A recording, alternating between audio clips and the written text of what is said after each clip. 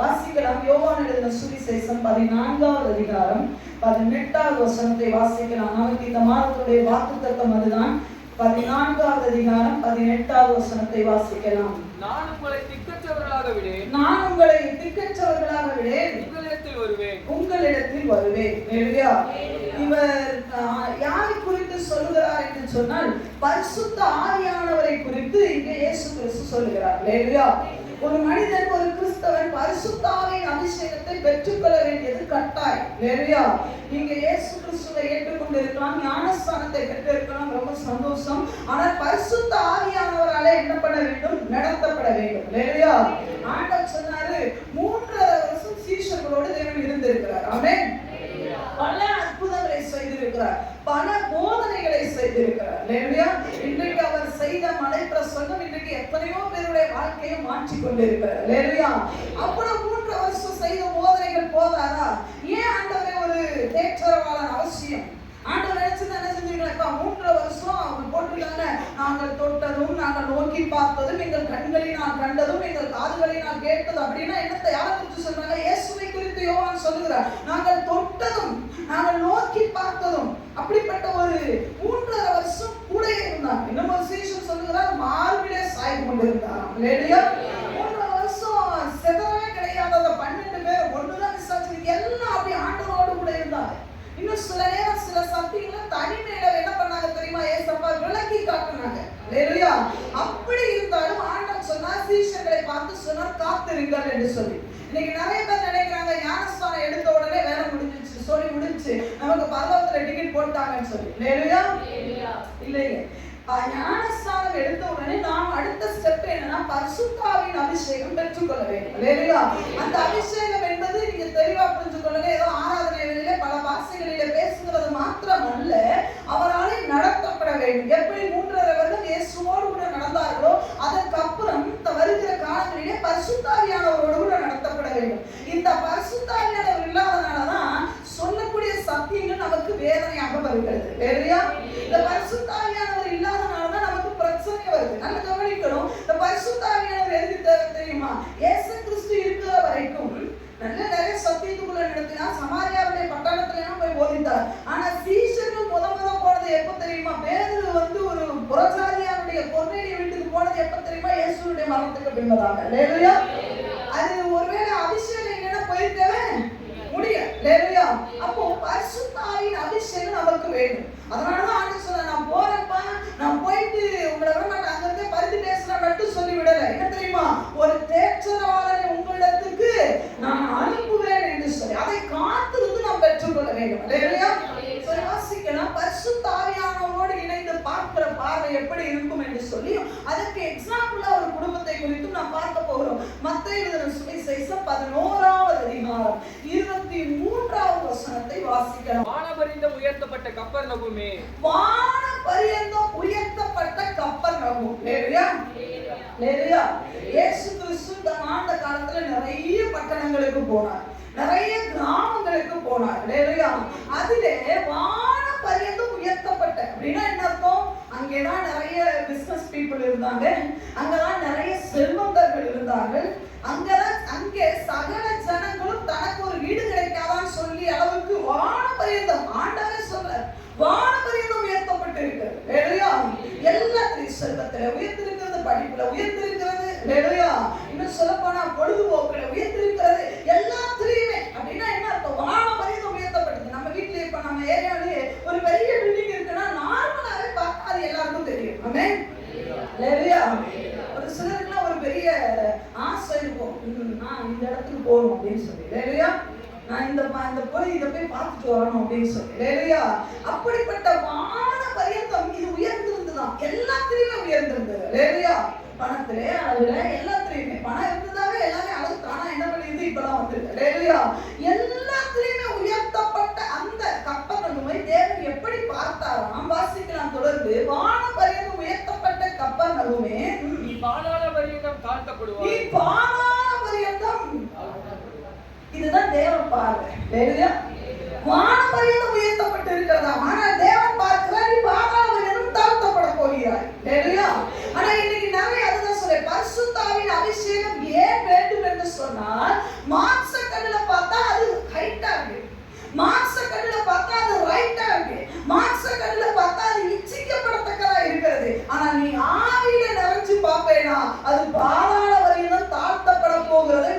கண்கள் காணும். அல்லேலூயா. மாம்சத்துல பார்த்தா அடையாளம் கண்டுபிடிக்க முடியாதுங்க. அல்லேலூயா. நீங்க சொல்லலாம், சில பேர் சொல்லுவாங்க ஆளை பார்த்தோன்னா இடம் போட்டுருவேன், முடியாது. அல்லேலூயா. எத்தனை பேர் ஆளை பார்த்து இடம் போட்டிருக்காங்க? முடியாதுங்க. எவ்வளவு பெரிய நட்சத்திரங்களை போல மின்னி கொண்டு இருந்தவர்களை கீழே தள்ளிட்டான். காரணம் என்ன தெரியுமா? அதான் நான் அடிக்கடி சொல்லுவேன், அவருடைய நடைகள் மாறி மாறி விகாரப்படும். அல்லேலூயா. நீ யூகிக்கவே முடியாது, அடிக்கடி அது மாறிக்கிட்டே இருக்கும். நிறைய கிறிஸ்தவர்கள் என்ன தெரியுமா, வானவரையும் உயர்த்தப்பட்டதை பார்த்து பின்னாடி போயிடலாம். ஆனா ஆண்டவர் சொல்ல, பரிசுத்த ஆவியில நிறைஞ்சு நீ பார்த்தேனா அது பாதாள பரியந்தம். வானம் எங்க இருக்கு? பாதாளம் கீழே, பூமி பரியந்தம் கூட சொல்லலைங்க. நீ பாதாள பரியந்தம் தாழ்த்தப்பட போகிறாய். இல்லையா? தேவ பார்வை இப்படிதான் இருக்கும். அபிஷேகம் பண்ணப்பட்டவனுடைய பார்வை எப்படி இருக்கு தெரியுமா? சீஷர்கள் சொன்னாங்க, பவுல் சொன்னாரு, நாங்கள் எல்லாரும் பூமியிலே பரதேசிகள். வசனம் சொல்லுகிறது, அவர்கள் உலகத்தை விரும்பவே இல்லை. உலகத்தான் அல்லாதது போல நீங்களும் உலகத்தை அல்ல. உலகம்னா உங்களுக்கு ஒரு பொருட்டாவே இல்லை. காரணம் என்ன தெரியுமா? நாங்கள் விண்ணகத்தை நோக்கி ஓடிக்கொண்டிருக்கிறோம். ஆமா, இன்னைக்கு நிறைய பேர் என்ன தெரியுமா, உலகத்தில் இருக்கிற படிப்பு வானவரையும் உயர்த்தப்பட்டிருக்கு, உலகத்தில் இருக்கிற வேலை வானவரையும் உயர்த்தப்பட்டிருக்கு, உலகத்தில் இருக்கிற அழகு வானவரையும் உயர்த்தப்பட்டு, உலகத்தில் இருக்கிற பொழுதுபோக்கு வானவரையும் உயர்த்தப்பட்டிருக்கிறது. உண்மை. கப்பர்நகூமை ஆண்டவர் வானவரையும் உயர்த்தப்பட்டதாக பார்த்தாரு. ஆனா ஆவியின் கண்ணோடு கூட பின்னாடி சொல்றாரு, நீ பாதாள பரியந்தம். எவ்வளவு வேக வேகமாய் உலகம் கவர்ச்சிகளை, உலகம் என்னது மாயைகளை, தம்பி வசனம் சொல்ற, மாயை மாயை எல்லாம் மாயை. நீ பார்க்கிற அழகும் மாயை. பழைய பாடல்கள் உண்டு, அழகு மாயை நீளத்திடாதே, அதை நம்பாதே மாயக்கிடுமே. அழகு மாயை நீளத்திடாதே, அதை நம்பாதே மாயக்கிடுமே. மரணமோதாய் சந்திக்குமே, மரணமதே உன் ஆண்டவரை. அழகு மாயை, பணம் மாயை. ஆனா எப்படி இருக்கு தெரியுமா? உறவுகள், உறவு எப்படி இருக்கு? நல்ல வானவரையும் உயர்த்தப்பட்டு என்னை பார்ப்பாங்க. அவங்க என்னை தூக்கி உச்சாணி கொம்புல ஊத்திடுவாங்க. ஒண்ணும் கிடையாது. ஆண்டவர் சொல்றாரு, நீ ஆவியின் கண்ணோடு பார்த்தா அந்த உறவுலே எவன் ஆவிக்குள்ள இருக்கிறான், எவன் ஆவிக்குள்ள இல்லைன்றது நல்லாவே தெரியும். நான் உறவுக்கு எதிரானவன் கிடையாது. நான் பணத்துக்கு எதிரானவங்க கிடையாது. நான் அழகுக்கு ஆப்போசிட் பார்ட்டி கிடையாது. எல்லாம் வேணும். ஆனா நான் சொல்றது என்னன்னா, ஆவியானவனே கண்வழியா பாரு, எது அழகு என்பது, எது பணம் உயர்வு என்பது உனக்கு நல்லா தெரியும். நிறைய பேர் அதை பார்க்க தவறிடுறாங்க. இன்னைக்கு அப்படி வானவரையும் உயர்த்தப்பட்டது பாதாளவரையும் தாழ்த்தப்பட போகிறது தெரியாம அதுக்குள்ள ஓடி போன ஒரு நபரையும் அதை விட்டு விலகின ஒரு நபரையும் கம்பேர் பண்ணி பார்க்க போறோம். ஆமென். நினைச்சு பார்த்தாதானே நல்லா இருக்கும். ஆமென் சொல்லுங்க. எல்லாரும் எடுத்து வைத்துக் கொள்ளலாம். ஆதியாகமங்களின் புத்தகம், ஆதியாகமங்களின் புத்தகம் 13வது அதிகாரம் 10வது வசனத்தை வாசிக்கலாம். அப்பொழுது எப்பொழுது லோத்து, யார் சொல்லுகிறார்? ஆபிரகாம் சொல்லுகிறார். உங்களுக்கு தெரிந்த சம்பவம். ஆபிரகாம் லோத்துவை பத்தி தேவாவியானவர் நம்மளோடு கூட பேசுவாங்க. ஆபிரகாம் சொல்லுகிறார், லோத்துவை பத்தி எப்ப பிரச்சனை வேணாம், நீ நான் பிரிச்சிடலாம் அப்படின்னு. உடனே அப்பொழுது லோத்து தன் கண்களை ஏறெடுத்து பார்த்து யோர்தான் நதிக்கு அருகான சமபூமி முழுவதும் நீர்வளம் பொருந்ததா இருக்க கண்டான். வானவரையும் உயர்த்தப்பட்டது இருக்கிறதா கண்டான். நீர்வளம் பொருந்தி இருக்கிறது அப்படின்னா என்ன? பச்சை பசேன்னு இருக்கு. அதை விட நல்ல எக்ஸ்பிளனேஷன் அங்க கொடுக்குறாரு பாருங்க. கர்த்தர் சோதோமையும் கொமோராவையும் அழிக்கும் முன்னே சோவாருக்கு போகும் வழி மட்டும் அது கர்த்தருடைய தோட்டத்தை போலும் எகிப்து தேசத்தை போலவும் இருந்தது. கர்த்தருடைய தோட்டம்னா என்ன? ஏதேன் தோட்டத்தை போல சோதோம் மட்டும்னா அவ்வளவு பியூட்டிஃபுல். ஏதேன் தோட்டத்தை குறிச்சு யாருக்கும் அங்க தெரியாது. ஆதாம் காலத்துல சொல்லப்பட்டுட்டே வருது. ஏதேன்ல நாங்க இருந்தோம், ஏவாள் அவ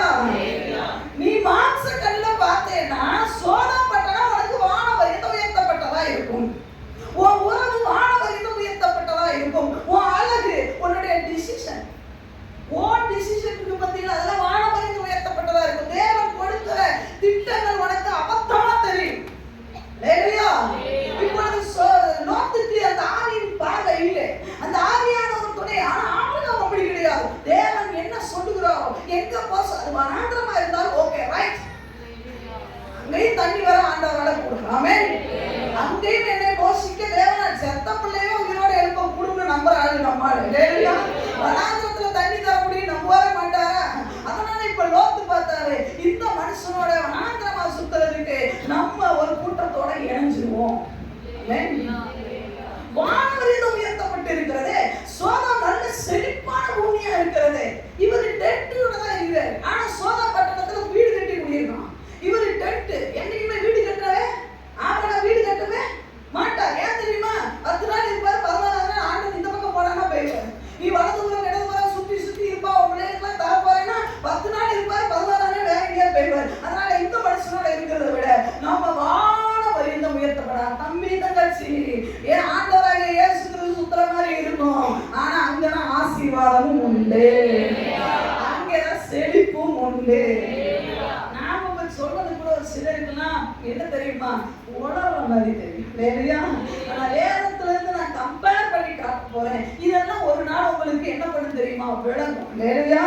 இன்னைக்கு விளங்குறதுக்கு தேவன் உதவி செய்வார். சரி, இப்பொழுது ஓடி போய்விட்டார். இப்பொழுது லோத்து சொல்றார், குட் பை ஆபிரகாம், இனி நான் உன் கூட வர முடியாது, குட் பை.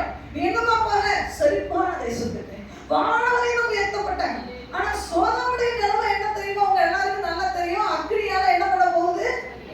இப்ப ஆண்டவர் அங்க சொன்ன விஷயத்துக்கு இப்ப இவர் எங்க பண்ணிட்டாரு? போயிட்டார். இப்ப அதை அழிவுக்கு முன்னாடி பார்க்க போறோம். கிட்டத்தட்ட ஒரு 3 பாயிண்ட் தான் எழுதி வச்சிருக்கேன். நான் நிறைய விஷயம் எடுத்து வேகமா நம்ம பண்ணிக்கலாம். முதல் நல்லா கவனிக்கலாம். 14வது அதிகாரம் 1வது வசனத்துல இருந்து வாசிக்கலாம். ஆதியாகமம் 14:1வது வசனம். சினேயாரின் ராஜாவாகிய அம்ராபேலும், ஏலாசாரின் ராஜாவாகிய அரியோகும், ஏலாமின் ராஜாவாகிய கெதர்லா கோமேரும், ஜாதிகளின் ராஜாவாகிய திரியாலும் இருந்த நாட்களில் அவர்கள் சோதோமின் ராஜாவாகிய பேராவோடும், குமராவின் ராஜாவாகிய பிர்சாவோடும், அத்மாவின் ராஜாவாகிய சினேயாவோடும், செபோயிமின் ராஜாவாகிய செமெவோரோடும், சோவார் என்னும் பேலாவின் ராஜாவோடும் யுத்தம் பண்ணினார்கள். நிறைய பேர் இந்த வசனத்துல வாசிக்க மாட்டாங்க. பேலாவோட என்னென்னமோ இருக்குன்னு சொல்லி, அதனால அவன் வாசிக்க விட்டேன். அடுத்து வாசிப்பா, அடுத்து ரொம்ப ஈஸியா இருக்கும்.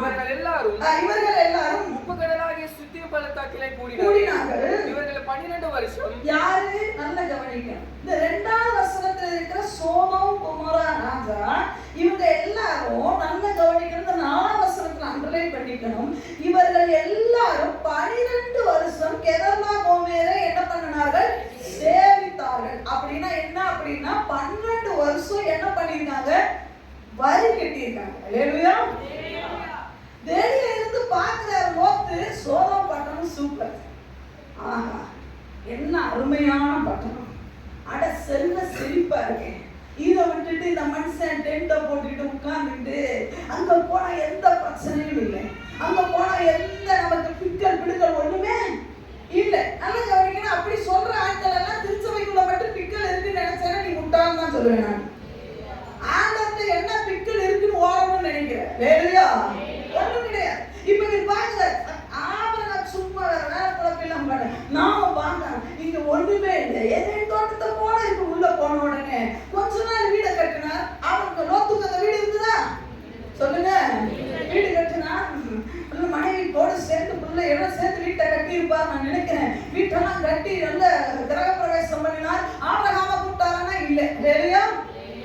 நிறைய நேரம் நல்ல விஷயத்துக்குலாம் எங்களை கூப்பிடலன்னா அவன் தான் தெரிஞ்சுக்கோங்க, வீட்டை சுத்தி எவனாவது சுத்துவான். உங்களுக்கு லோத்தை பத்தி நல்லா தெரியும் நினைக்கிறேன். என்ன சுத்துவான் நான் சொல்ல விரும்பல. இல்லையா? நீங்க கிரகப்பிரவேசத்துக்கு என்ன கூப்பிட்டு மிஞ்சி போனா 4 இட்லி திப்பானா நானு என்ன கூப்பிட உனக்கு வலிச்சதுன்னா என்ன அர்த்தம்? இல்லையா? ஆமென் சொல்லுங்க. இல்லையா? எப்படி கூப்பிடணும்னு தெரியலன்னா சோழ கேளுங்க. சொல்லுவான், முக்கணிகளாலே என்ன பண்ணிருக்க ஊழியர்களை அழைத்து. இல்லையா? கிரகப்பிரவேசம் பண்ணார். ஆபிரகாமை அழைத்ததா போடல, அதுல வேதத்துல போடல, எனக்கும் தெரியவில்லை. இல்லையா? அவர் கூப்பிட்டாரா இல்லையான்னு தெரியல. இல்லையா? ஆனா நல்லா கவனிக்கிறது ஒரு சின்ன ஒரு பாயிண்ட் உள்ள வருது. இல்லையா? நம்ம என்ன நல்ல காரியத்தை செய்தாலும் ஒரு 10 பரிசுத்தம்னா நம்ம வீட்டுக்குள்ள வந்துடணும். ஆமென். இல்லையா? ஜெபம் பண்ணாலே 10 பரிசுத்தம் நல்லா ஜெபிக்கிறவங்க, நல்லா அபிஷேகம் பண்ணப்பட்டவங்கள காலைல வந்தா கூப்பிட்டு பாயா வந்து உன்னை தொடங்க பாரு, ஜெபம் பண்ணிட்டு போ. இல்லையா? அது நல்லது, நமக்கு ஆசீர்வாதம். இல்லையா? இல்லையா? சொல்லுங்க, சத்தமா சொல்லுங்க. இவர் நல்லா வீட்டை கட்டினாரு, மாடி கட்டினா ரொம்ப சந்தோஷம். அந்த ஏரியாவில் இருக்க சோதம் ராஜா கூட வந்திருக்கலாம், எனக்கு தெரியாது. ஏன்னா ஆபிரகாம் விட்டு போகும்போது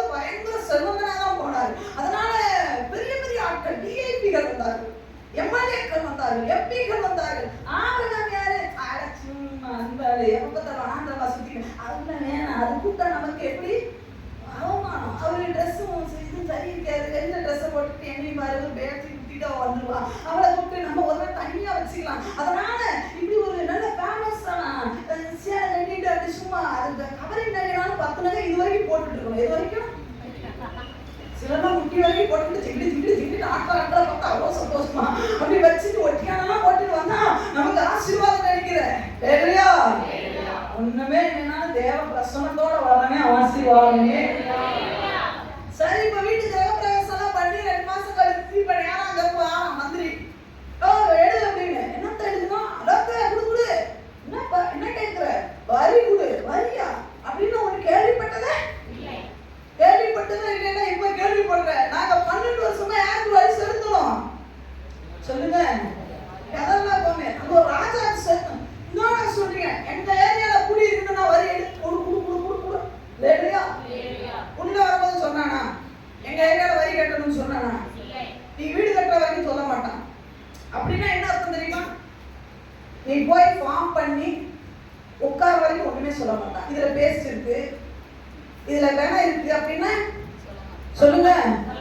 உட்காரு சார், உட்கார் வாங்க சார், அப்புறம் பின்னாடி அட கடனை வாங்குங்க, மகளிர் லோன் வாங்குங்க, அப்புறம் எல்லாத்தையுமே நீ சும்மா சார் வாங்கி விட்டமா அட வீடு கட்டுறது ஒரு பெரிய விஷயமா? லோனை பட்ட கப்பி கட்டிட்டு போயிடலாம். கட்டுங்க என்ன நீங்க எவ்வளவு இப்படி இருக்க போறீங்க? சரியா? லவ் பண்ணுங்க, ரொம்ப நல்லா இருக்கும். உட்கார்ந்து என்ன உட்கார்ந்ததுக்கு அப்புறம் தான் எடுன்னு கேட்பான். நீ உட்கார்ந்துல ஃபார்ம் பண்ணி உட்கார்ந்து போட்டோலாம் எடுங்கப்பா போட்டோ, நான் நல்லா இருக்கேனா எல்லாம் எடுக்க சொல்லி கால் போட்டு எடுப்பா, அப்படி போட்டு எடுப்பு இப்படி போட்டு எடுப்ப எல்லாம் எடுத்ததுக்கு அப்புறம் முடிச்சோன்னு சொல்லுவான் குடு. சரியா? எனக்கு இப்ப வேணா எந்திரிக்க முடியுமா? ஏன் என் பணத்தை போட்டேனே, மந்தையெல்லாம் வித்துல வீட்டை கட்டியிருக்கேன், இப்ப எந்திரிக்கவும் உட்காரவும். இப்ப பணம் பேங்க்ல இருக்கிற சொல்லுவான், அவன் பணம் பேங்க்ல எவ்வளவு இருக்கு எடு வரி கேட்கறான். ஆபரகாம் கூட இருக்கும்போது வரியே இல்லையடா. அவன் ஆபரகாம், இது நான் இல்ல, அவன் வெள்ளப்பைய கருப்பு போய, அவன் வெள்ளையாவே தெரியுமா, அவன் மட்டும் எதையும் கேட்க மாட்டான். நான் அப்படி கிடையாது, எனக்கு வாங்கியே பழக்கம். இல்லையா? வரி கேட்கறான், முத்துட்டே இருக்கிறான். இப்ப பாருங்க, ரோட்டு மனைவி சொல்லியிருப்பா, எங்க இதுக்கு பயந்துட்டு ஈந்துட்டு ஆபரகாமோட போனா நினைக்காதீங்க, இந்த ஏரியா எப்படிப்பட்ட ஏரியா தெரியுமா? 6 அடி அழகா போகுது. வீட்டுல குளிக்கிறதுக்கும் ஆத்துல போய் அரசுறதுக்கும் நிறைய வித்தியாசம் இருக்குங்க டார்லிங். அதனால நீ வரி கட்டிரும். சில பெண்கள் இருக்காங்க பாருங்க, தப்புக்கு சின்சா போடுறதுல 1 நம்பர். நல்லா சொன்ன வேற மாதிரி சொல்லிடுவேன், வேண்டாம் வாயில அடக்கும் வருது வேண்டாம். நல்லதுன்னு சொல்ல வாய என்னமோ இஷ்டம் செய்யா. நல்லதுன்னு சொல்லுங்க வாய வராது, வாயை அரிச்சிச்சு போல புழு. தப்புக்கு மட்டும் சொல்லுங்க, இவங்க பேச்சு கேட்டு அப்படி இப்படி போயிடா. நோத்து மனைவி சொல்லிருப்பா, என்ன சொல்லிருக்கணும்? எங்க நானே மாத்திரம் சுயரூபத்தை காட்டுறான், நமக்கு வேணாங்க, நம்ம பேசாம ஆவணோட இருந்தோம். அவன் சொல்ல, எங்க நதியில குடிக்கிற மாதிரி வராது, என் கூந்தல் நீளமானதுக்கு காரணமே இந்த சோதம் குமாரோட போற நதி தாங்க. இங்க விற்கிற மாதிரி ஆபரகாம் எப்ப பார்த்தாலும் என்னது எந்த உச்சியில பல் வளர்க்கிறாரு? வேப்ப உச்சியில, ஆளுச்சியில. ஆனா இங்க கோல்கேட் கிடக்குது, அப்புறம் என்னது ரோசம் இருக்கு, அப்புறம் என்ன இருக்கு? இவ்வளவு செய்தியை காணி ஒழுங்கா போடுறது காவலுக்கே வேலையா? சரி, என்ன அங்க வெறும் வேப்ப உச்சியிலே விளக்கம் தாண்டி இங்க லக்ஸ் இருக்கு, இங்க லைவா இருக்கு, இங்க பிஎஸ் இருக்கு, எல்லா சோப்பு இருக்கு. ஆனா அந்த மனுஷன் எப்ப பார்த்தாலும் என்ன பண்றது? போய் நிறைய முடிக்கிட்டு வந்தாலும் கொஞ்சம் நல்லா அழுது தேய்ச்சி முடிச்சுட்டு வந்தான். அதனால நமக்கு இல்லை, நாம வேற லெவல் மாறிட்டாலே சொல்லுங்க. அங்க போனா அந்த சர்ச்சுக்கு போனா லெகின்லாம் போட முடியாது, நீங்க அவுத்து போட்டு கூட போனாலே. அதனால நமக்கு அந்த செட்டு ஆபரகாம் எப்ப பாத்தீங்கன்னா பாருங்க 10 முழ சேலையை சுத்திக்கிட்டே இருக்கணும். இங்க பாருங்க சுடிதார் இருந்துச்சு, இங்க பாருங்க சுடிதார் சாணி இல்லாம கூட போலாம் டாடி, இங்க பாத்தீங்கன்னா ஸ்லீவ்லெஸ் கூட போடலாம், எல்லாம் போடலாம். சோதம் பட்டுன மக்கள் ரொம்ப நல்லவங்க, நம்ம அவுத்து போட்டு போனா கூட அவங்களை ஒரு மாதிரி பார்க்க மாட்டாங்க. ஆனா ஆபிரகாம் அப்படி கிடையாது, அங்க போறேன் இங்க போறேன் அதை கட்டாங்க இதை கட்டாங்க. அதனால வரிதானே கேட்கறான், 100 ரூபா தானே கேட்கறான், 50 ரூபா தானே கேட்கறான், கொடுத்துட்டு போ சொல்லிட்டா. லோத்து பார்த்தார், அதுவும் உண்மைதான். அந்த மனுஷன்கிட்ட போனா வேப்பையில வேப்ப குச்சியில பங்கு எடுக்கணும். இங்க பாத்தீங்கன்னா பிரச்சனையே இல்லை, நான் குச்சி குச்சின்னு தேய்ச்சிட்டு துப்பிட்டு போயிட்டு இருக்கணும். அதனால பார்த்தாரு, லோத்து கொடுத்தாரு. லோத்து எல்லாம் சொல்லுங்க, லோத்து சத்தமா சொல்லுங்க, லோத்து. இது வரைக்கும் ஆபிரகாம் இருக்கும்போது கொடுத்தாரா? ஆபிரகாம் இருக்கும்போது நடந்தது என்ன தெரியுமா? உங்க எல்லாருக்கும் நடந்து தெரியும், நல்லது. அங்க போட்டிருக்கு, அவர்கள் இருவருக்கும் நிறைய மந்தை இருந்தனால் 2 ஒண்ணா குடியிருக்க முடியல, அவ்வளவு செல்வம் இருந்தது. இப்போ ஒரு ஆடு எடுத்துட்டு போகப்படுகிறது. வரிக்கு ஒரு ஆட்டை பிடிச்சிட்டான். நீ நல்லா கவனிக்கணும், ஒண்ணு போகும்போது தெரியாது, 2வது போகும், 3வது வந்து நிற்பான். நான் 12 வருஷம் வரி கட்டியிருக்கானா பார்த்துக்கோங்க. ஐயா, ஆபிரகாம் கிட்ட இருக்கும்போது லெவலே வேற. ஆபிரகாம் கிட்ட இருக்கும்போது நான் கொஞ்சம் இமேஜின் பண்ணி பார்க்கறேன். ஆபிரகாம் கிட்ட இருக்கும்போது லோத்துக்கு ஒரு நியூஸ் வந்துடும், நீ சீக்கிரம் ஓடி வாங்க. என்னையா ஓடி வந்து பார்த்தா நம்ம ஆடு 2 குட்டி போட்டுருக்கு. ஆண்டவர் பழுக பண்ணினாருயா. நம்ம பாருங்க, நம்ம ஒட்டகம் போட்டுருக்கீங்க, நம்ம ஒட்டகம் பாருங்க ஒரு புதுசா ஒரு குட்டி போட்டுருக்கு, மாடு குட்டி போட்டுருக்கீங்க. நமக்கு கோழி பாருங்க 15 வச்சு 15 பொரிச்சிருச்சு. 15 ஓடிக்கிட்டே இருக்கீங்க, எவ்வளவு நல்லா இருக்குல்ல. ஆடு பெருகுது, மாடு பெருகுது, ஒட்டகம் பெருகுது, கோழி பெருகுது. இப்போ லோத்துக்கு காலையில சொன்னேன், நேற்று கார்டன் தான் எங்க வீட்டுக்கு வந்து சொல்லினேன், எங்களுக்கு ஒரு காலத்துல முட்டை பொறுக்கிற வேலையாவே இருக்குது. சரியா, எங்க அம்மா கோழி வளர்த்தாங்க, காலையில 3 பிள்ளைகளுக்கு வேலைன்னா முட்டை பொறுக்கணும். அந்த இடம் நாங்க இருந்த இடம் கொஞ்சம் பெரிய இடம், அது அங்கங்க போய் போட்டோம், ரூமா இருக்கும். அது ஸ்கூலோட சேர்த்து ஒரு சர்ச்சும். அப்ப அந்த ஒவ்வொரு கிளாஸ் ரூம்லயும் போய் போட்டோம். எங்க வேலையை முட்டை பொறுக்கிற வேலை, நிறைய முட்டையை பொறுக்கிட்டு வந்து கொடுப்போம். எங்க வீட்டுல 2 கோழி எப்பவும் அடையில இருந்து காத்துட்டே இருக்கும். கோழி 15, எங்க அம்மா அத்தனை குஞ்சு பொறிக்கும். வேலையா இப்படிதான் லோத்துடைய வாழ்க்கை இருந்தது. வேலையா இப்ப வந்தா கேட்கறான், முதல் முட்டையை கொடு, வேலையா ஆட்டை கொடு. எதுக்கியா, நான் சம்பாதிக்கிறேன், கொடு, உன் பணத்தை கொடு, உன் சமாதானத்தை கொடு, உன் சந்தோஷத்தை கொடு. வேலையா நல்லா கவனிக்கணும். வானவரிந்து உயர்த்தப்பட்டு நீ போனேன்னா சமாதானத்தை தான் கொடுக்குவான். நடந்தது என்ன தெரியுமா? பெரிய விஷயம் இதுல ஒண்ணு உண்டு. நீ வாசிச்சு பார்த்தீங்க, 19வது வசனத்தை வாசிக்கலாம். உமது கண்களில் உமது அடியனுக்கு கிருபை கிடைத்தது. இப்போ லோத்துவையும் அவங்க பிள்ளை மனைவி பிள்ளைகளையும் பிடிச்சிட்டு போய் வெளியே போங்கன்னு தூதர்கள் சொல்றாங்க. அப்ப லோத்து சொன்னது பாருங்க, உமது கண்களில் எனக்கு கிருபை கிடைத்தது, ரொம்ப சந்தோஷம். என் பிராணனை காக்க தேவரீர் எனக்கு செய்த கிருபை பெரிதாக, மலைக்கு ஓடி போக என்னால் முடியாது. ஏங்க ஓடி போகணும்? ஏன் ஒரு ஒட்டகம் கூட இல்லையா, ஒரு கழுதை கூட இல்லையா? சோதோமுக்குள்ள வரும்போது எப்படி வந்தாரு?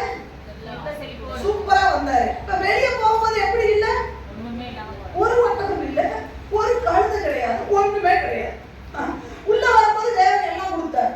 நீ தேவனை விட்டு வெளியே போகும்போது அதை புடிக்கிட்டு விட்டாரு. ஆபிரகாம் விட்டு லோத்து போனாங்க, ஆபிரகாம் எதையா புடிக்கிட்டு விட்டாரா? எல்லாம் சொல்லுங்க, பைபிள் தெரிஞ்சுன்னு சொல்லுங்க. ஆபிரகாமை விட்டு லோத்து போனார், எதையா புடிக்கிட்டு விட்டாரா? ஒண்ணு கூட புடுங்கல. என் தேவன் ரொம்ப நல்லவர் ஐயா. இளையகுமாரன் சம்பவத்துல இளையகுமாரன் வந்து தகப்பன்ட்ட கேட்கிறான், நான் உங்களை விட்டு பிரிச்சு போறேன், எனக்கு புரியதை கொடுங்க, நம்ம தர முடியாதுடா, நீ ஏன் என்னை விட்டு போன்னு நினைக்கிற, எதுனா உனக்கு தரணும்னு சொல்லாத ஒரு நல்ல தேவன் தேவன். உனக்கு கொடுத்தது ஒன்னையுமே எடுக்க மாட்டார். லேலியா லேலியா நவாமி சொல்றாங்க என்ன தெரியுமா? நான் நிறைவுள்ளவளாய் போனேன், பெருமையாய் உள்ளவராய் போறேன். லேலியா நிறைவா வெளியே போயிட்டா மோவாப் தேசத்துக்கு. ஆனா உள்ள மறுபடியும் வரும்போது ஒண்ணுமே இல்லை. புருஷன் இருக்கானா? இல்ல. புள்ள இருக்கானா? இல்ல. ஐயா சொத்து இருக்கா? ஒண்ணுமே இல்லை. இப்படி என்ன பண்ண போற? பயக்காட்டுல கதுவு பொறுக்கணும், பிச்சை எடுக்கணும். ஓப்பனா சொல்ல போனா அதான் இந்த அர்த்தம். லேலியா இப்ப இங்க லோத்து உயிரை காப்பாத்திக்க ஓடுறாரு, ஒரு ஒட்டகமே இல்லை. ஆனா இதே ஆபிரகாமை கம்பேர் பண்ணி பாருங்க, அவர் கூடாரத்துல இருந்தவர் தான், அவர் அங்கங்க டென்ட் போட்டு வசிச்சவர் தான். ஆனா நடந்தது என்ன தெரியுமா? வேகமா வாசிக்கலாம் பாருங்க. 24வது 10வது வசனத்தை வாசிக்கலாம். எல்லாமே அதிகமா 9:10 வாசிக்கலாம். பின்பு அந்த ஊழியக்காரன், பின்பு எந்த ஊழியக்காரன்? ஆபிரகாமுடைய ஊழியக்காரன் தன் எஜமானுடைய ஒட்டகங்களில், ஆபிரகாமுடைய ஒட்டகங்களில் 10 ஒட்டகங்களை தன்னுடனே கொண்டு போனான். 10 ஒட்டகங்களை தன்னுடனே கொண்டு போனான். தன் எஜமானுடைய சகலவித உச்சிதமான தன் பொருட்களும், எஜமானுடைய சகலவிதமான உச்சிதமான பொருட்களும் அவன் கையில் இருந்தன. நல்லா கவனிக்கணும். ஈசாக்குக்கு பொண்ணு பார்க்க எத்தனை ஒட்டகத்தை தூக்கிட்டு போறாரு? சத்தமா சொல்லுங்க, எத்தனை? 10 ஒட்டகம். ஒண்ணு வேலைக்காரங்க, ஆமா, கூட ஒரு 2 பேர் போயிருப்பாங்களா? என் தெரியல எத்தனை பேர் போனாங்கன்னு. போயிருக்கலாம் 3. அந்த அம்மா வரப்போற அம்மா பொண்ணு, இன்னும் கூட வந்தா வேலைக்கார அம்மா பொண்ணு, மொத்தம் 5 போதுமா? மீதி 5 என்ன தெரியுமா? அதுல பாஸ்டாங்க பாத்தீங்களா? சகல உச்சிதமான பொருட்களை ஏற்றி போறதே 5. ஐயா, தான் பிள்ளைக்கு பெண் பார்க்க 10 ஒட்டகத்துல போயிருக்கிறார். இன்னும் தேவன் பாரு, ஆபிரகாமை பார்த்து தேவன் சொன்னாரு, எப்பா இரு, அதை போட்டோம். தேவ பார்வையோட பார்க்கும்போது இங்க லோத்து ஓடி போக ஒரு ஒட்டகம் கூட இல்லை. அட்லீஸ்ட் பூமி தாங்க முடியாத அளவுக்கு சொத்து இருந்தது தானே. ஓடி போகாது, தனக்கு கொண்டு தான் பொண்டாட்டி கொண்டு தான் 2 பிள்ளைகள் கொண்டா வச்சிருக்கணுமா இல்லையா? 4 ஒட்டகமா இருந்திருக்கணுமா இல்லையா? ஒண்ணு கூட இல்லை. தூதனை பார்த்து கேட்டுனா ஓட முடியாது என்னால. ஐயா, நீ ஆபிரகாமோடு இருக்கும்போது நீ ஒட்டகத்திலே போயிட்ட. இப்ப ஓட முடியாம உன்னால இயேசுவை இழந்து ஓட வாய்ப்பே கிடையாது. உண்மையை சொல்றேன். ஆவியானவரோடு தெளிவா பேசுகிறார். இயேசுவை இழந்து வானவரில் உயர்த்தப்பட்டு இருக்கிறது. இது ரொம்ப சந்தோஷமா இருக்கும் போல நினைச்சு போறேன்னா ஓட முடியாது. இங்க ஆபிரகாம் வேலைக்காரனுக்கு 10 ஒட்டகம், 10 ஒட்டகத்துல பெண் பார்க்க, ஐசாக்குக்கு பெண் பார்க்க 10 ஒட்டகத்துல போறாரு. இது தப்பிக்கவே ஒரு ஒட்டகம் கூட இல்லை. அட 4 வேண்டாம் 5 வேண்டாம், ஒரு ஒட்டகம் தான் 4 பேர் ஏறி போயிருப்பானா, ஒண்ணு கூட காணும். இதுதான் நிலைமை. பைபிளை தூக்க மனசு இல்லையா? உன் நிலைமை தான். ஜெபிக்க மனசு இல்லையா? இதுதான் உன் நிலைமை. நீ நினைக்கலாம், என்னடா கூட்டு வச்சு நம்மளை மிரட்டிட்டு இருக்க, என் மிரட்டல அன்பாய் தேவன் சொல்லுகிறார். அவர்கள் அவரை நோக்கி பார்த்து இருளடைந்தார்கள் போட்டிருக்கு, பிரகாசம் அடைந்தார்கள். தேவனை விட்டு போனப்போ ஆண்டு சொல்றாரு, வான வரைக்கும் உயர்த்தப்பட்டது மேலே ஏறல நினைக்கிறியா? அது சோதம் குமார பட்டணம் பெருசா இருக்கிற மாதிரி தெரியும். ஐயா, அது அக்கினிக்கிரையாக வைக்கப்பட்டு இந்த உலகத்தை நோக்கி ஓடணும்னு நினைச்சிருக்கிறியா? ஓடிட்டு திரும்பி வந்தா முடியாது. லாக் பண்ணிடுவோம், நல்லா லாக் பண்ணிடுவான். கொஞ்சம் இடம் கொடுத்தா போதும். அடிக்கடி சொல்ல, ஒரு வாரம் நீ மிஸ் பண்ணா போதும், 4 வாரத்தை தட்டிடுவான். ஒரு ஆராதனைக்கு லேட்டா வந்து பாரு, மத்த எல்லா ஆராதனைக்கும் உனக்கு அந்த மைண்ட் செட்டே இல்லாம போயிடும். லேட்டா வந்து ஒரு மேட்டரா உனக்கு தெரியாம போயிடும். ஹalleluya, ஹalleluya. ஆபிரகாமுக்கு ஒரு ஆளுக்கு பெண் பார்க்க 10 ஒட்டகத்தை தூக்கிட்டு போயிட்டார். இங்க ஒத்த ஆளுக்கு 4 ஓடனா உயிர் பிழைக்க ஓடனா மனைவி. நல்லா யோசிச்சு பாருங்க.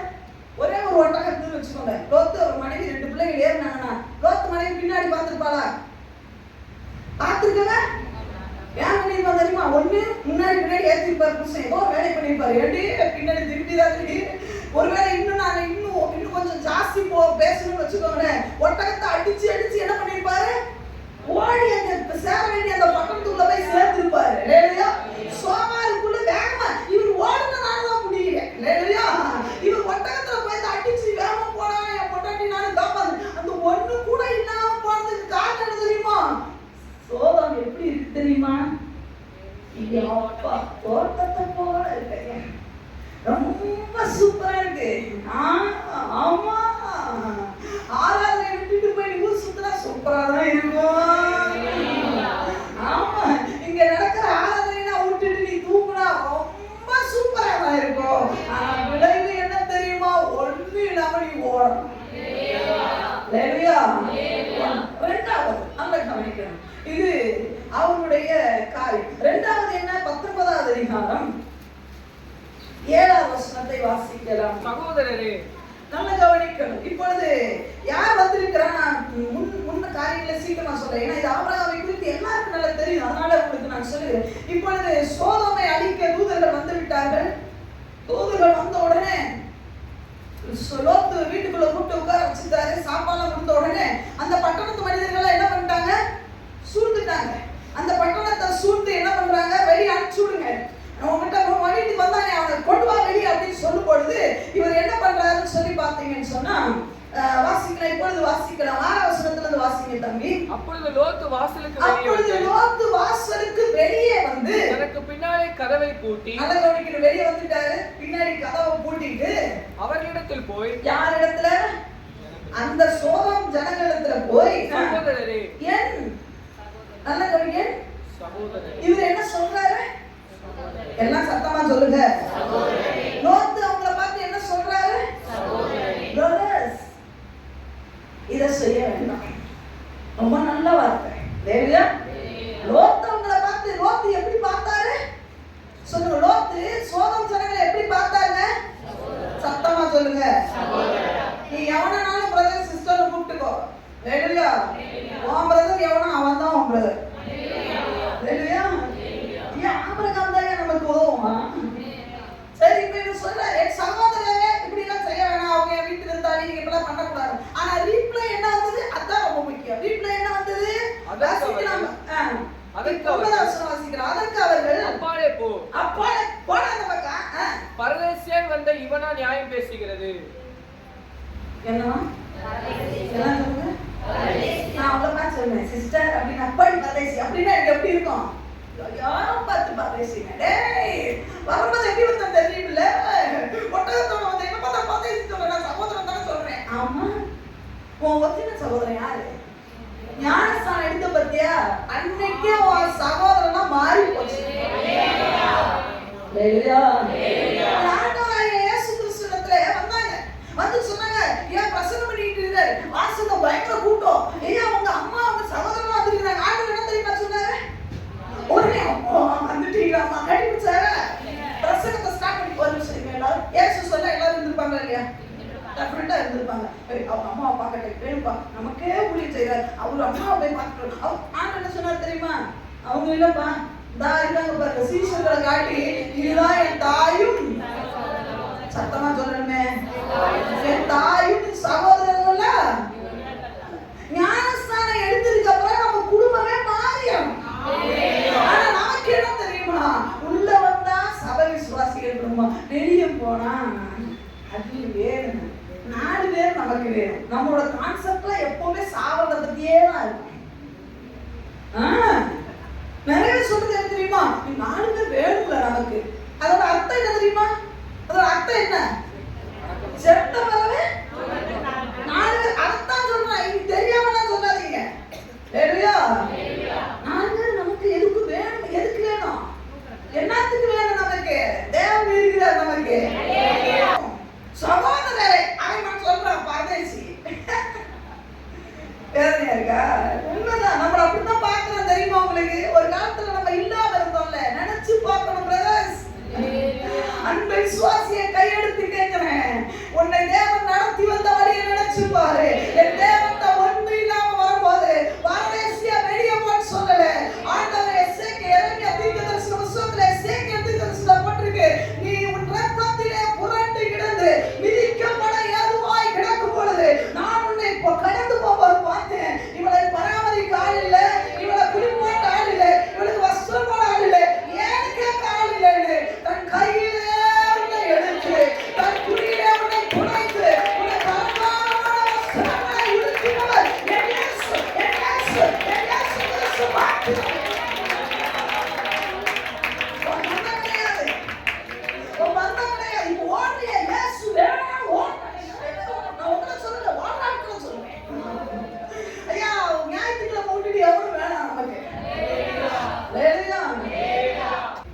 நீ சகோதரன் சொல்லிட்டு இருக்கிற பரதேசி நிறைய சொல்லுவா. நீ போனே அவனை வான்னு கூப்பிடுவான். உள்ளுக்குள்ள என்ன தெரியுமா? பரதேசி விட்டான் பத்தியா? ஏசு போனவன் எப்படி நம்ம கால் கீழே வந்துட்டான் பாத்தியா? சிரிக்கிறியே. அவனை சிரிக்க மட்டும் வைக்கல, பிசாசே நீ சிரிக்க வச்சுட்டு தெரியுற. லேலுயா. அதனால ஒரு ரூபாய்க்கு வழி இல்லாம இருந்தாங்க. மறக்க கூடாது, மறக்க கூடாது. ஆனா ஒரு அடையாளத்தை காட்டி கொடுக்கணும். வாசிக்கலாம் பாருங்க, இதே ஆபிரகாம் கிட்ட வரும். ஆபிரகாம் கிட்ட வரும். வாசிக்கலாம் 24வது அதிகாரம் 31வது வசனத்தை வாசிங்க தம்பி. 24வது அதிகாரம் 31வது வசனத்தை வாசிக்கலாம். அப்பொழுது அவன் கர்த்தரால் ஆசீர்வதிக்கப்பட்டவரே, கர்த்தரால் ஆசீர்வதிக்கப்பட்டவரே உள்ளே வாரும். இது யாரை குறித்து சொல்றாங்க தெரியுமா?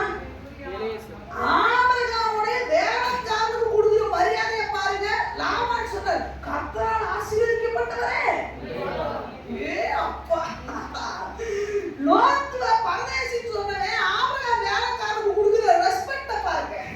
கர்த்தரால் ஆசீர்வதிக்கப்பட்டவன் நீ பாருங்க வீட்டுக்குள்ள.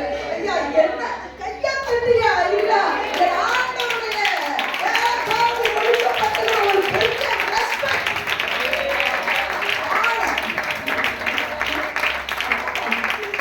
எலியா ஆண்டவர் கிட்ட எனக்கு இது நான் என்ன சொன்னேன் டேஸ்ட் பண்ணிட்டு நீங்க வந்து நிக்கிற நான் அதிசயப்பட்டு போயிட்டேன்.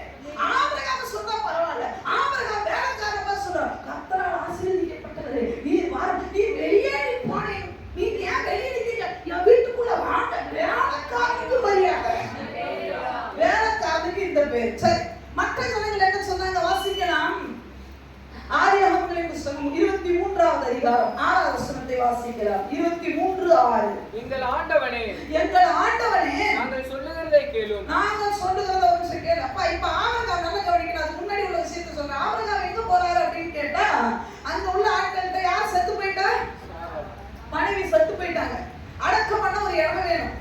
இப்ப போய் கேட்கிறாரு, எப்பா எனக்கு ஒரு இடம் வேணும்னு கேட்கும் போது மனைவி செத்து போறது ஊருக்கு எல்லாத்துக்கும் நல்லா தெரியும். ஏன்னா ஆபிரகாம் போய் ரொம்ப அழுதார். ஐயோ என் மனைவி கூட இருந்தாலே, குழந்தை இல்லாத போது இருந்தா, ஆகார கல்யாணம் பண்ண போது இருந்தா, ஆகார துரத்தி விட்ட போது இருந்தா, பிள்ளை இருக்கும்போது பிள்ளை இல்லாத எல்லாம் இருந்து நல்ல மனைவியா தேசத்துக்கு ஒரு தாயா மாற அளவுக்கு ஆசீர்வாதத்தை பெற்றும் போது கூட இருந்த அந்த சாரான் செத்து போயிட்டாங்க. ரொம்ப அழுதார். அழுது முடிச்சோன்னு சரி ரொம்ப நேரம் வச்சுட்டு இருக்க முடியாது, ஆண்டவர் உயிர்த்த வைக்கணும்னு சொல்லவும் இல்லை. அது நடக்கிற கடைசி நாள்ல இவங்க புதைக்கணுமே சொல்லி என்ன பண்றாரு, நேரா போய் கேட்கிறாரு. போய் இந்த மாதிரி எனக்கு என் மனைவி இறந்து போயிட்டாங்க, அடக்கம் பண்ண எனக்கு ஒரு இடம் வேணும்னு கேட்கும் போது அங்க உள்ள ஜனங்கள் சொல்றாங்க. இப்ப வாசிக்க, எங்கள் ஆண்டவனே நாங்கள் சொல்லுகிறதை கேளும். நான் சொல்லுகிறதை நீங்க கேளுங்க. எங்களுக்குள்ளே நீர் மகா பிரபு. என்ன லோத்து என்ன சொன்னாங்க? பரதேசி. ஆனா ஆபிரகாம் என்ன சொல்றாங்க? எங்கள் ஆண்டவரை ரெஸ்பெக்ட். கவனிங்க, ஆபிரகாமை பார்த்து சொல்ல என்ன நினைக்கணும்? இதாயா டைம், இவனை வச்சு வாங்கணும் அப்படின்னு நினைக்கல. பிரேதத்தை அடக்கம் பண்றதுக்கு ஒரு லேட்டை கேட்டு போய் நிக்கிறாரு. அவங்க சொல்றத பாருங்க, எங்கள் ஆண்டவரே நீர் எங்களுக்குள்ளே மகா பிரபு. அதனால இந்த மாதிரி ஒண்ணு பண்ணி இழந்த நேரத்துல நீங்க ஒண்ணு செய்ய வேண்டாம். எங்களுக்குரிய அந்த இடத்துல நீங்க போய் என்ன பண்ணுங்க, உங்க மனைவிய அடக்கம் பண்ணுங்க. ஐயா தேவனுக்கு பின்சனுடைய பேர் என்ன தெரியுமா? மகா பிரபு. சொல்லுவோம் என்ன தெரியுமா? சும்மா தானே அடக்கம் பண்ண. நீங்க வேலைக்கு வாசு பாருங்க, அதுல போட்டுருக்கோம் உன் மனைவி எங்க அடக்கம் பண்ண, எங்க அடக்கம் பண்ண. பணம் உனக்கு நமக்கு ஒரு மேட்டர் இல்லை. இப்படி துக்கத்தோட இருக்கிற அதை அதுக்கப்புறம் பேசிக்கலாம். ஆனா ஆபிரகாம் தான் அடம்பிடிச்சு விலைக்கு வாங்கிடுவார். லேடியா மகா பிரபு. ஐயா நீ உலகத்துக்குள்ள போகும்போது பிசாசு பரதேசியா பார்ப்பான். ஆனா தேவனோட பார்க்கும்போது ஏன் தெரியுமா? நான் சிங்கிளா போனா என் லெவல் வேற, நான் தேவனோடு போனா என் லெவல் வேற. அவன் சொன்னது சும்மா நினைக்கிறீங்களா? ஆபிரகாமோடு இந்த தேவன் பெரியவர். ஆமென் ஆமென் சொல்லுங்க. ஆபிரகாமோடு இந்த தேவன் பெரியவர். அவன் சொல்றான் நீ மகா பிரபு. ஐயா இருக்கிறது டென்ட் வீடு, சொல்றது மகா பிரபு. லேலையா ஒரே ஒரு பைபிளை தூக்கிட்டு போங்க, லெவலே வேற. தேவனோடு ஆவியானவரோடு இணைந்து போய் பாருங்க, லெவலே வேற. ஆபிரகாம் எந்த இடத்துலயாவது எவனாவது பரதேசின்னு சொன்னதை பார்த்திருக்கீங்களா? சிஸ்டர் சொல்லுங்க, எங்கேயாவது அவமானமா நடத்தி இருந்ததை பார்த்திருக்கீங்களா? No, never. எங்கேயுமே பார்க்க முடியாது. எங்க போனாலும் அவர் ராஜா தான். இருக்கிறது டென்ட் தான். ஆனா அதான் நீங்க இப்ப ஆவியானவரோட நீ செல்லணும்னு நினைக்கிறீங்க, உலகத்தோட செல்லணும்னு நினைக்கிறீங்க. ஆவியானவரோட செஞ்சா நீ மகாபிரபு. ஆபிரகாமுடைய வேலைக்காரனுக்கு கர்த்தரால் ஆசீர்வதிக்கப்பட்டவனே. நம்மளை பார்த்தா மகாபிரபு, நம்ம பிள்ளைகளை பார்த்தா கர்த்தரால் ஆசீர்வதிக்கப்பட்ட சந்ததியை நீங்க தாயான்றோம்.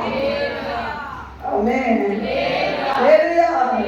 என்ன பார்த்து நிறைய சொல்லிருக்காங்க. உண்மையாவே நீங்க ரொம்ப கொடுத்து வச்சவங்க. இந்த அம்மா வயித்துல நீங்க பார்த்தது போது நான் சொல்லுவேன், அப்படியே ஆவதா? அதுதான் உண்மை. வேலையா இப்படிப்பட்ட ஒரு குடும்பத்துல பிறந்தது நான் செஞ்ச புண்ணியம் நினைப்பேன். வேலையா அது சொல்லக்கூடாது. தேவ கிருபை. ஆமென். தேவ கிருபை. எனக்கு எங்க அம்மா என்ன பாரு, எங்க அம்மா நீ மகாபிரபு, என்ன பார்த்தா நீ கர்த்தரால் ஆசீர்வதிக்கப்பட்ட. என்ன சொல்லுவாங்க, கல்யாணம் ஆகாம இருக்க ஒரு காலத்துல சொன்னாங்க, கல்யாணம் ஆகாம இருக்க எப்படி வாழ போற, எப்படி வாழ. இப்ப சொல்றோம்னா என்ன தெரியுமா சொல்றான்? இப்படியே இருந்துருங்கம்மா. எங்க அம்மா பார்த்து சொல்லுவாங்க, போன் பண்ணி சொல்லுவாங்க, அம்மா இந்த பிள்ளைய பெத்த நீ ரொம்ப பாக்கியசாலிமா. எங்கெல்லாம் செய்தி கொடுக்க போனேனோ அங்கெல்லாம் மறக்காம எங்க அம்மாவுக்கு போன் வந்துடும், உங்க பிள்ளைகளை நல்லா வச்சிருக்கிறீங்க, உங்க பிள்ளைங்க ஆசீர்வதிக்கப்பட்ட சந்ததி. ஏன் தெரியுமா? ஆவியானவரோட இப்ப நடக்கிற பிள்ளைகளை பார்த்தா அவ்வளோ சந்தோஷமா இருக்கு. எங்க அம்மா எனக்கு பெரிய அளவுல வீட்டை சொத்தை சுகங்களை வாங்கி வைக்கல, ஆனா ஆவியானவரை கையில பிடிச்சு கொடுத்தனால இன்னைக்கு நான் எந்த விதத்திலையும் குறைஞ்சே இல்லைங்க. மகா பிரபுவாதான் என்னை பாக்குறாங்க, ஆசீர்வதிக்கப்பட்ட ஒரு சந்ததியாதான் என்னை பாக்குறாங்க. என்ன மட்டும் இல்ல, என் கூட வர பிள்ளைகளை பார்த்தா சொல்லுவாங்க, உண்மையாவே ரொம்ப கொடுத்து வச்சவங்க அக்கா கூட எப்போ இருக்கிறீங்க பாருங்கன்னு சொல்லி.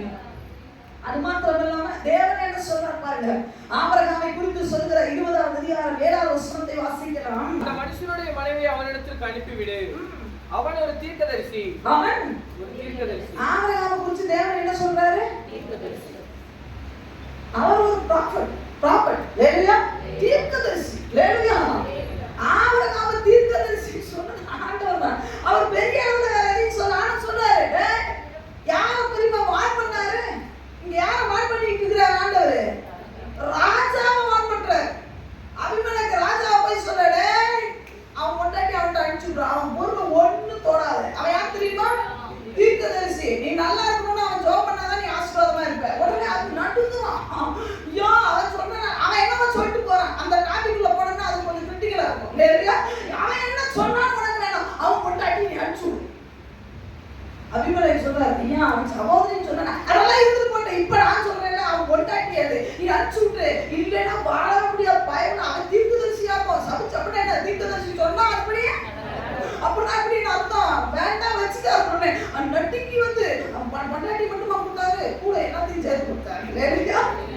இல்லையா? தேவ பார்வையில நான் தீர்க்கதரிசி.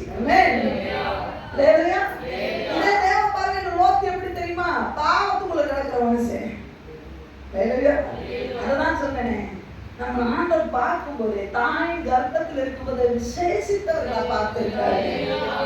நம்மளை குறிச்சு இருக்கிறது ரொம்ப கம்மி. தேவன் நம்மளை குறிச்சு போட்ட திட்டம் ரொம்ப கஷ்டமான திட்டம். அதுக்குள்ள குறுக்கொலியில போய் விழுந்துடாதீங்க. அதுக்குள்ள குறுக்குல ஒரு பஞ்சு கட்ட மாதிரி வருது, பச்சை பசையா வந்து ஓடிடாதீங்க. அது வனாந்தரம் தான் இருந்தாலும் மூவ் பண்ணிக்கிட்டே இருக்கிறேன். ஏன் தெரியுமா? ஒரு நாள் ஃபைனல்ல தேவன் என்னை பார்த்து சொல்லுவார், என்ன தெரியுமா சொல்லுவார்? என் பிள்ளை என் சித்தத்தை முடித்து வருகிற என் பிள்ளைய தூதர்களுடைய கரகோஷங்களோடு நான் மேல போறேன். தேவன் சொன்ன சர்டிபிகேட் பாருங்க, ஆபிரகாம் ஒரு தீர்க்கதரிசி. இன்னொரு வசனம் சொல்லுகிறது, ஆபிரகாம் தேவனுடைய சிநேகிதன் எண்ணப்பட்டான். யாருக்கோ தேவனுடைய I am a friend of God எல்லாம் சொல்றாங்க. அவன் ஒரு பாட்டு உண்டுதானா? நம்மளே சொல்லிக்கிறேன், I am a friend of God. ஆண்டவர் சொன்னாரா? I am a friend of it சொல்றாங்க. என்ன சொல்லுவாரா? ஏசப்பா வந்து நம்ம பாடி I am a friend of சொல்லுங்க. அது சொல்லவே நிறைய பேருக்கு தெரியல. காட் என்னது? நான் ஏசப்பாவோட கரெக்ட் தானா? I am a friend of God. ஆனா ஆண்டவருக்கு என்ன தெரியுமா சொன்னாரு?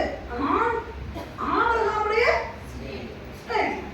நம்மள பார்த்து சொல்லணும், வேறவியோட ஃப்ரெண்ட் சொல்ல முடியுமா?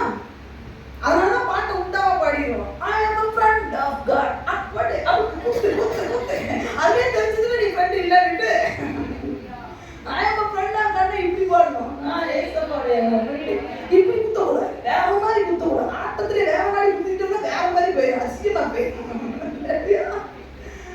வசனம் போட்டிருக்கு, ஆபிரகாம் தேவனுடைய சிநேகிதன் எண்ணப்பட்டான். அட்டே அப்பா ஃப்ரெண்டை யாரா வச்சிருக்கிறார் பாருங்கயா. இங்க எடுத்து போனா எடுத்துட்டே வரணும். அப்போ நல்லா கவனிக்கணும். இங்க லோத்துவுக்கு பரதேசி பேரு, அங்க ஆபிரகாமுக்கு என்ன பேர் தெரியுமா? தீர்க்கதரிசி, மகாபிரபு ஃப்ரெண்ட். கடைசியில குடும்ப உறவத்தை சொல்லி முடிச்சிடும். ஆமென். இருக்கு டைம் 10 நிமிஷத்துல முடிச்சிடும். 19வது அதிகாரம் லோத்துவ வரலாம். குடும்ப உறவு எந்த லட்சணத்துல இருக்குன்னு பார்க்கணும். 19வது அதிகாரம். சரிங்க, குடும்பத்திலேயாவது நல்லா இருந்தாங்களான்னு கேட்டா பார்க்கலாம். மானவரையும் உயர்த்தப்பட்ட சோதமுக்கு போனவருடைய நிலைமை 19வது அதிகாரம் 1வது வசனத்தை வாசிக்கலாம். அந்த இரண்டு தூதரும் சாயங்காலத்திலே சோதமுக்கு வந்தார்கள். லோத்து சோதமின் வாசலிலே உட்கார்ந்தார். லோத்து எங்க உட்கார்ந்தாரு? என் வீட்டு வாசல்ல உட்கார்ந்தாரு. இதே ஆபிரகாம் போய் பார்க்கும்போது ஆபிரகாம் எங்க உட்கார்ந்திருந்தாரு?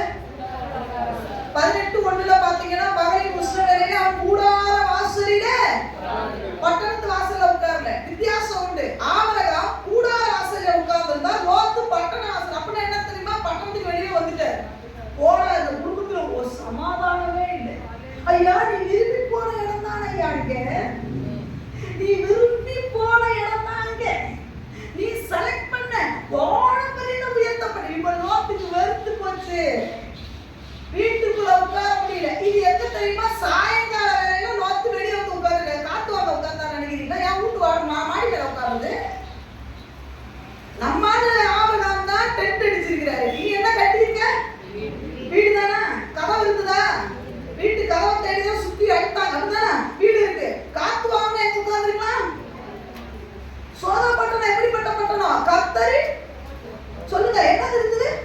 ஏதேன் தோட்டத்து போல நல்ல காத்து வசதி இருக்குமே. உன் வீட்டு மாடியில நீ நினைச்ச ஒரு சோபாவை போட்டு அப்படி கால் மேல கால் போட்டு உட்கார்ந்து நினைச்சாரு. ஏன் பட்டணத்து வெளியில உட்கார்ந்து இருக்கிற? அங்க நிம்மதியே இல்ல. பட்டணத்து வெளியே வந்து உட்கார்ந்துட்டாரு. வாழ்க்கையே வெறுத்து போச்சியா? ஐயா, இங்க எத்தனை பேர் உலகம் வேணும்னு சொல்லி உலகத்துக்குள்ள போனவங்க பட்டணத்து வெளியே உட்கார்ந்துட்டு இருக்கிறான். இயேசு போதும் சொன்னவன் தான். ஒரு சனம் இல்ல.